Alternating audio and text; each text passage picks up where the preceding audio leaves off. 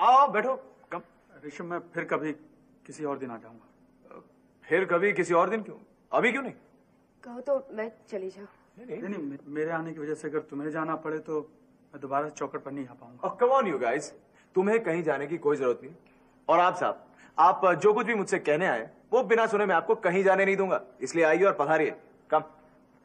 ऋषभ, मैं जो कहने आया था दरअसल मैं तुमसे अकेले कहने आया था। कम ऑन एकनाथ भाई, तुम मुझसे जो कुछ भी कहने आए हो, मेरी राय यह है कि मेधा के सामने कह दो। मेधा को तुम्हें समझने में आसानी हो जाएगी। दरअसल मैं तुमसे माफी मांगने आया था। माफी इसलिए नहीं कि ऋषभ मल्होत्रा मुझे पार्टनरशिप का ऑफर कर रहा था, बल्कि माफी इसलिए कि मेरा एक अजीज दोस्त मुझे एक तोहफा दे रहा था जो मैं नामंजूर कर गया। ऋषभ, मैं वो तोहफा लेने लायक नहीं हूं, क्योंकि मैं अपने आप को उस लायक नहीं समझता, मैं वो काम नहीं कर पाऊंगा। नहीं एकनाथ, तुम्हारी ये बात सरासर गलत है। मैं इस बात से बिल्कुल सहमत नहीं। अगर तुमने वो जिम्मेदारी संभाल ली होती तो मैं जानता हूं कि तुम उस जिम्मेदारी पर खरे उतरे होते। ऋषभ, खराब तो मैं तब उतरता जब मेरा बचपन मजदूरों की बस्ती में न बीता होता। दिमाग की कच्ची जमीन पर मजदूरों के दुखों ने अपने पांव के निशान बना दिए थे।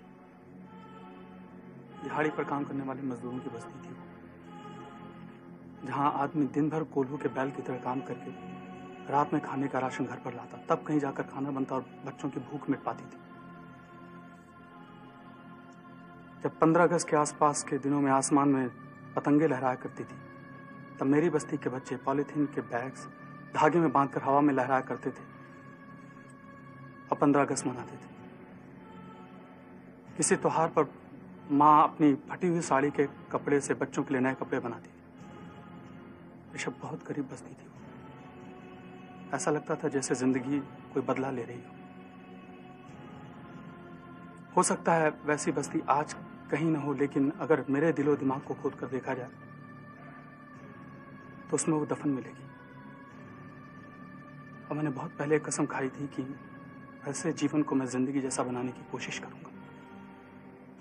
ऋषभ, आज जब भी मैं घी में चुपड़ा हुआ निवाला उठाता हूं तो मुझे उस बस्ती की याद आती है। तो मैं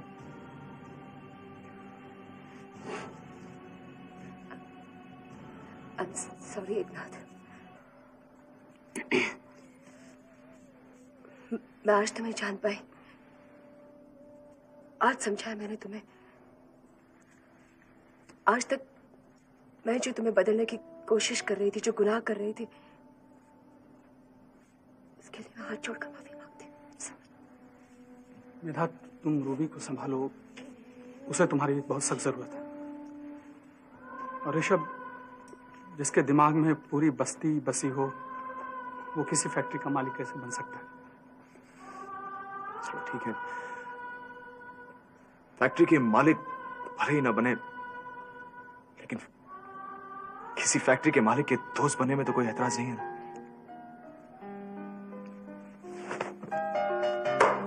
ऑल द बेस्ट यार।